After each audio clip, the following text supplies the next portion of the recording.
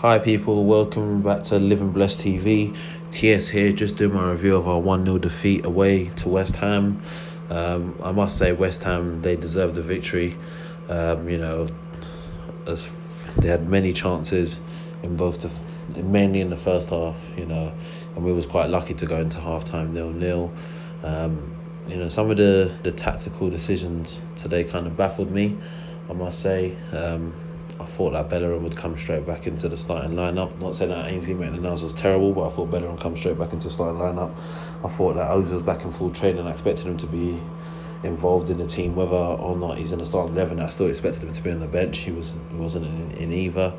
I expected Torreira to start, which he didn't, and I have to say West Ham dominated.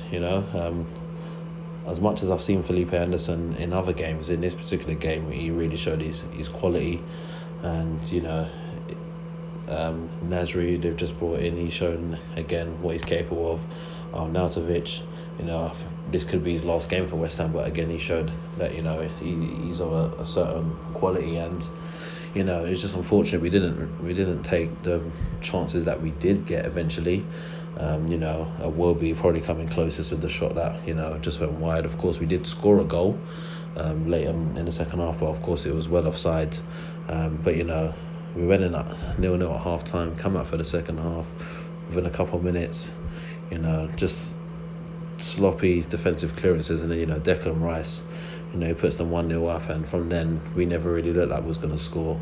And when it got to like the 80th minute, they kind of just perfect game management. They saw the game out, and for as well as Emery has done for a majority of the games this season, and we understand that he needs to get his sort of players in and stuff. It wasn't good enough today, and as much as we can say about the owner and the investment in the club and stuff, the players on that pitch today are meant to be capable of getting a result away at West Ham, and the fact that we didn't do that, that falls on the players and it falls on the manager. I won't be one of those guys who hears calling for Emery's head. He needs more than a season, but we shouldn't be losing games like this, and it's losing games like this which is the reason which we potentially won't finish in the top 4 this season. We had to get a win today, and we didn't. I only presume Man United, it's a weird one now. We're kind of hoping for Tottenham to do a job on them. I'm not really hoping so, because I'm not a Spurs fan. I'm an Arsenal fan. I don't like Spurs with a passion.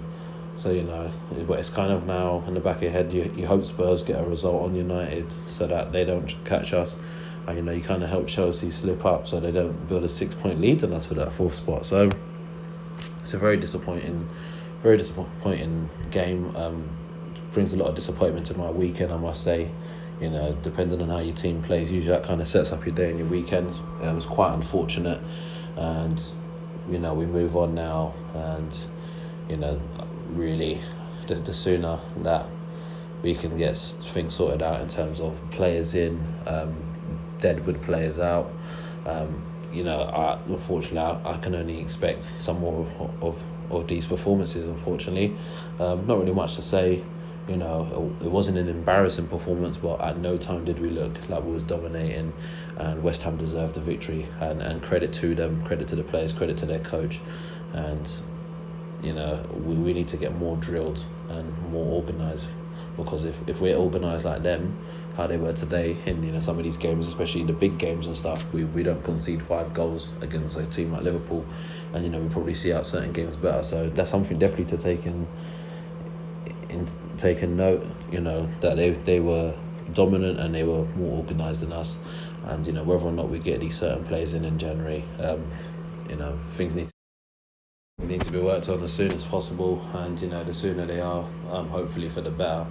And well, that's all from me for today. Leave your comments down below. Give me your thoughts on the game, and if you haven't already done so, subscribe. Follow me on Twitter and on Instagram at Live and Bless TV. It's down in the description below, and have a good weekend.